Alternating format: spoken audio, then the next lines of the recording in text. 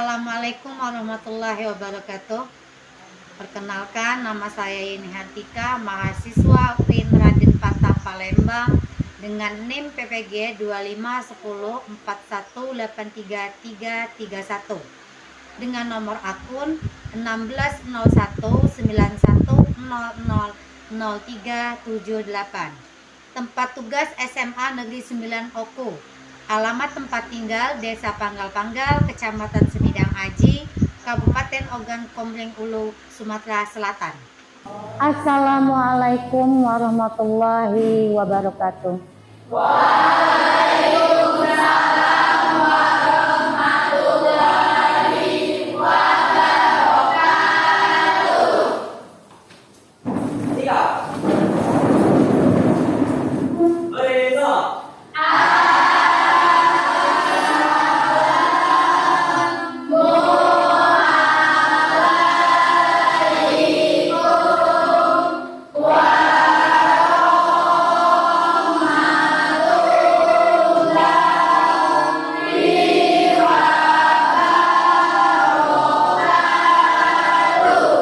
Waalaikumsalam warahmatullahi wabarakatuh.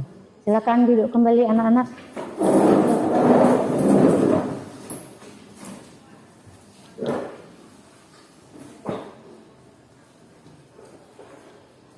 Untuk ketua kelas silakan dipimpin berdoa mengawali kegiatan belajar kita pada pagi hari ini.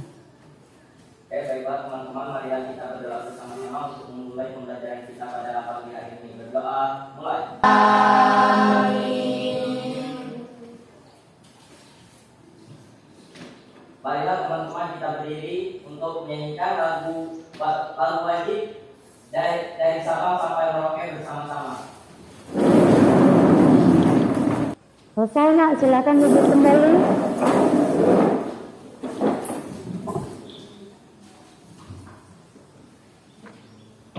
Sebelum memulai kegiatan belajar kita pada pagi hari ini, Ibu absen kehadiran terlebih dahulu ya. Amelia Malika Putri. Alhamdulillah kehadiran sudah selesai Ibu cek. Untuk selanjutnya, apa kabar hari ini anak-anak? Alhamdulillah.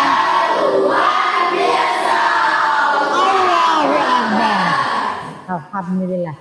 Mudah-mudahan kita selalu diberikan kesehatan jasmani dan rohani untuk setiap memulai pelajaran kita pada setiap pagi yang cerah pada pagi hari ini, kemudian di hari-hari berikutnya. Semangat, tetap fokus dalam belajar. Untuk materi kita pagi hari ini adalah mengenai tentang iman kepada qada dan qadar. Topik kita pada pagi hari ini adalah mengenai iman kepada qada dan qadar. Ada yang tahu qada dan qadar itu merupakan rukun iman atau rukun Islam? Rukun iman. Rukun iman yang ke-6. Berarti iman kepada qada dan qadar merupakan rukun iman yang ke-6. Artinya kita sebagai umat muslim wajib mengimani daripada qada dan qadar. Qada dan qadar yang telah ditetapkan oleh Allah Subhanahu wa taala.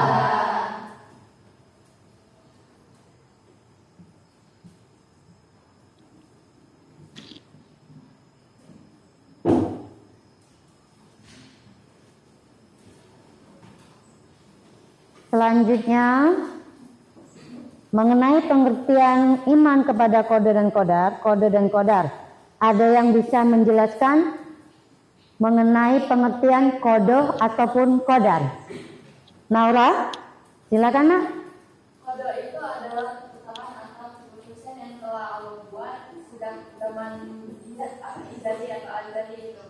Ya. Sedangkan qadar adalah perwujudan atau realisasi dari ketetapan tersebut. Selanjutnya, Dalil yang menjelaskan mengenai tentang kode dan qadar. Zendo? Ya Bu. Ya. Tentang kode dan qadar itu terdapat dalam Al-Quran, yaitu pada surat Al-Qamar ayat 49 yang berbunyi Bismillahirrahmanirrahim, Inna kulla syai'in khalaqnahu biqadar, yang artinya sesungguhnya kami menciptakan sesuatu menurut ukuran. Adapun hadisnya, berimanlah kepada takdir yang baik maupun yang buruk. Hadis riwayat Muslim. Kemudian setelah kita membahas mengenai pengertian kode dan qadar, selanjutnya dalil yang menjelaskan mengenai kode dan qadar. Artinya kode dan qadar itu merupakan rukun iman yang wajib kita imani. Kode artinya ketetapan Allah yang telah terjadi sejak zaman azali. Sebelum waktu telah dimulai, telah terjadi ketetapan dari Allah Subhanahu wa Ta'ala. Contohnya adalah contoh dari qadar. Ada yang bisa menjawab contoh dari qadar? Contoh dari qadar yang telah ditetapkan oleh Allah Subhanahu wa Ta'ala. Contoh dari qadar. Qadar. Ya. Datang rezeki dari Allah. Ada lagi? Contoh dari qadar. Ketetapan yang telah dibuat, yang telah ditentukan oleh Allah Subhanahu wa Ta'ala. Misal salah satu contoh adalah datangnya, lebih tepatnya datangnya hari kelahiran, hari kematian, jenis kelamin, itu merupakan ketetapan dari Allah Subhanahu wa Ta'ala. Sedangkan qadar itu merupakan ketentuan yang telah Allah tetapkan dan bisa diubah. Jadi qadar itu bisa diartikan sebagai dari takdir dari Allah Subhanahu wa Ta'ala. Contoh dari takdir Allah. Misal ada seseorang hamba yang diberi ujian sakit. Ujian sakit itu apa bisa kita rubah? Bisa dengan cara usaha atau ikhtiar. Usaha tersebut adalah dengan cara kita ikhtiar. Ikhtiar tersebut misalnya kita dengan cara ikhtiarnya berobat, kemudian berdoa kepada Allah Subhanahu wa Ta'ala. Selain berobat, berdoa, ikhtiar, ada lagi contoh dari takdir. Takdir misalnya prestasi di sekolah. Prestasi di sekolah itu bukan takdir. Ada sebagian anak yang pintar atau sebagian anak yang malas. Itu bisa kita rubah dengan cara rajin belajar. Jadi tidak ada anak yang malas ataupun yang kurang malas. Tidak ada anak yang pintar ataupun yang bodoh. Semua tergantung dengan pilihan kita masing-masing. Kalau misalkan kita ingin menjadi anak yang berprestasi, tentunya kita rubah cara kita belajar. Cara belajar berarti lebih giat lagi supaya mendapatkan nilai yang lebih baik, nilai yang lebih memuaskan. Itulah mengenai materi kita mengenai kode dan qadar.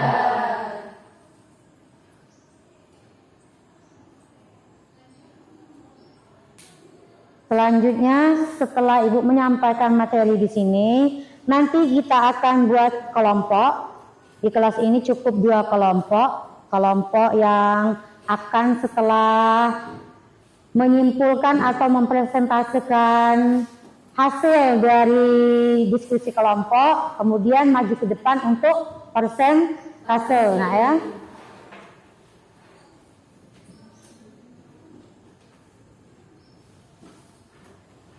Okay.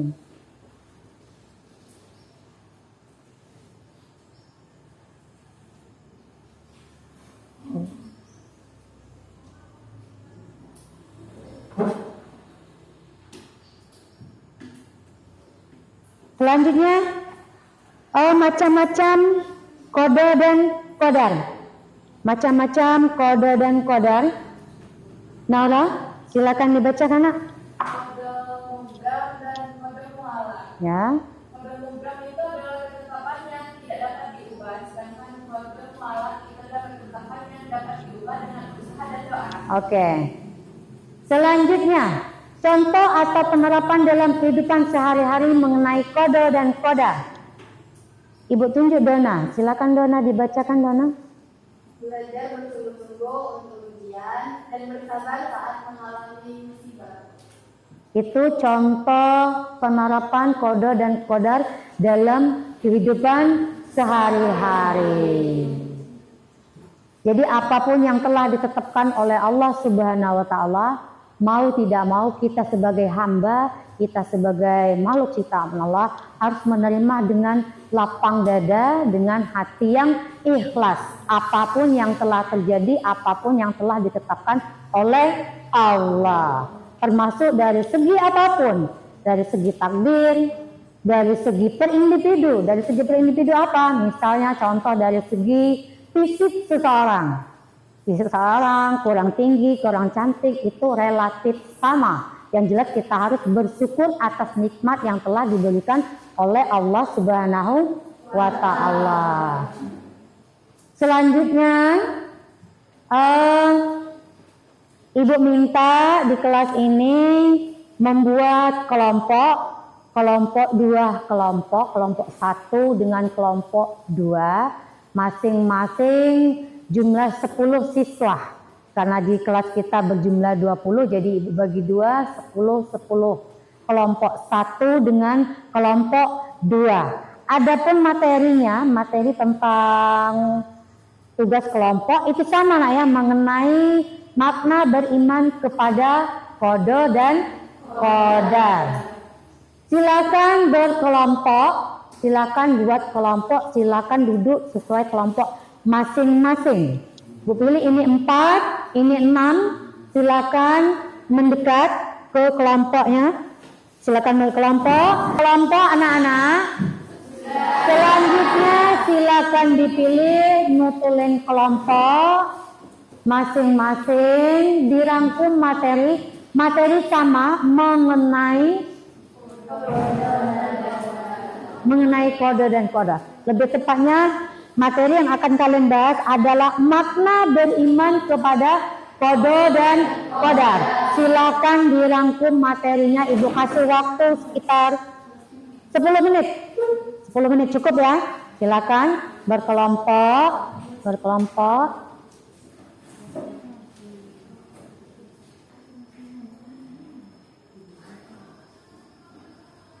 Anak-anak sekalian, sambil meringkas materi mengenai makna beriman kepada kode dan kodar, itu boleh dilihat tampilan ke depan. Pengertian koda adalah ketetapan atau keputusan Allah Subhanahu wa taala sudah ada sejak zaman azali, permulaan waktu, yang telah dibacakan oleh teman kalian tadi. Sambil meringkas materi kalian masing-masing per kelompok. Selanjutnya, qadar adalah perwujudan atau realisasi dari ketetapan tersebut yang sering disebut sebagai takdir. Selanjutnya, iman kepada kode dan qadar. Iman kepada kode dan kodar berarti meyakini bahwa segala sesuatu yang terjadi adalah atas kehendak Allah Subhanahu wa taala. Kemudian di situ perbedaan antara kode dan kodar. Kode, ketetapan atau keputusan Allah yang telah terjadi dan telah tertulis di Lauhul Mahfuz. Sedangkan qadar adalah perwujudan dari realisasi qada, yaitu ukuran atau ketentuan Allah dalam penciptaan segala sesuatu. Adapun dalil mengenai qada dan qadar terdapat dalam Quran surat Al-Qamar ayat 49. Yang artinya sesungguhnya akan menciptakan segala sesuatu sesuai dengan ukuran. Kemudian hadis yang menjelaskan mengenai qada dan qadar adalah merupakan semua makhluk sudah Allah ditetapkan oleh Allah. Sungguh kami menciptakan segala sesuatu menurut ukuran, yaitu suatu sistem dan ketentuan yang telah ditetapkan. Oke, kelompok 1, kelompok 2 sudah siap untuk persentase ke depan? Siap. Siap maju? Siap kelompok 1? Kelompok 1? Silakan maju ke depan untuk persentase kelompok masing-masing.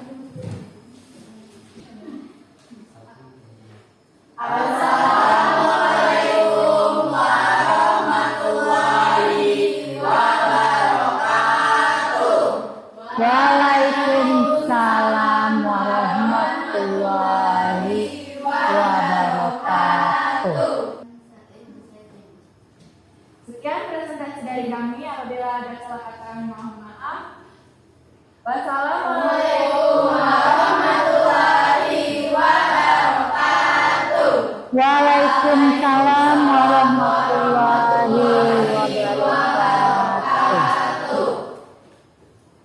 Silakan untuk kelompok 2 duduk kembali.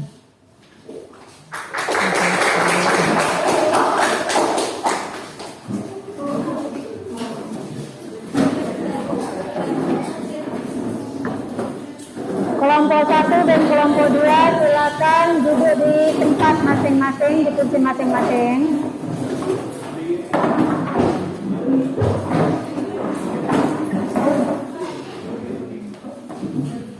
Oke, anak-anak sekalian, alhamdulillah.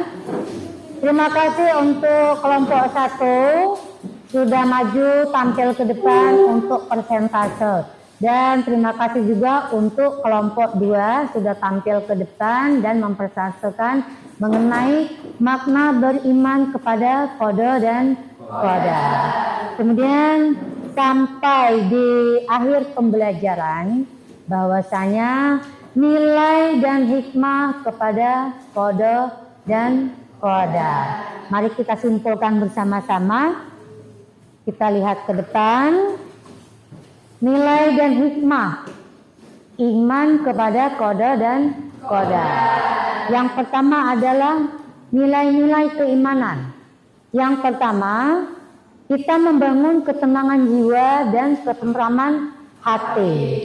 Kemudian yang kedua, menumbuhkan rasa tawakal kepada Allah Subhanahu wa Ta'ala.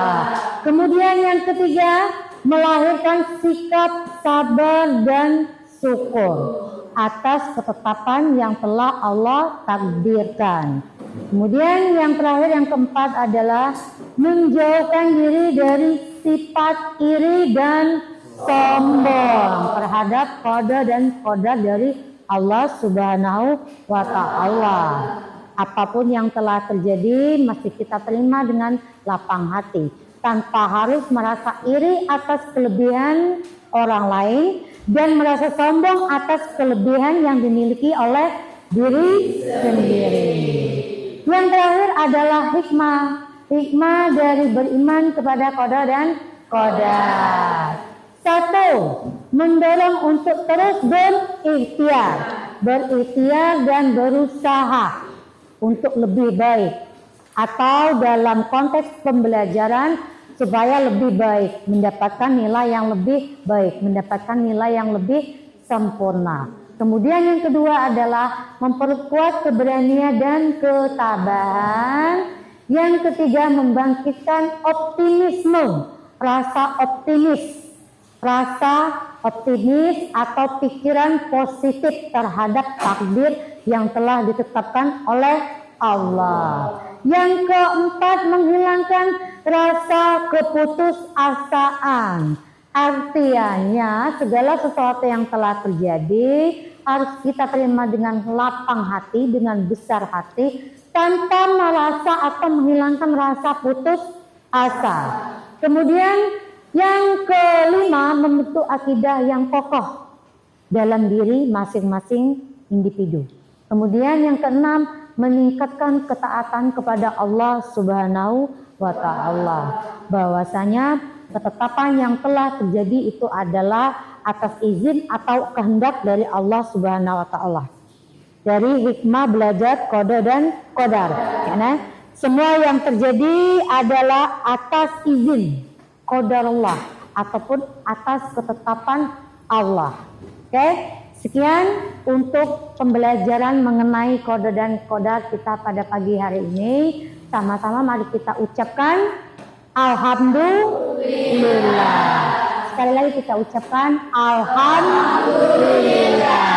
Mudah-mudahan apa yang Ibu sampaikan bisa diterima, bisa dipahami. Ya, sekian Ibu akhiri. Wassalamualaikum warahmatullahi wabarakatuh.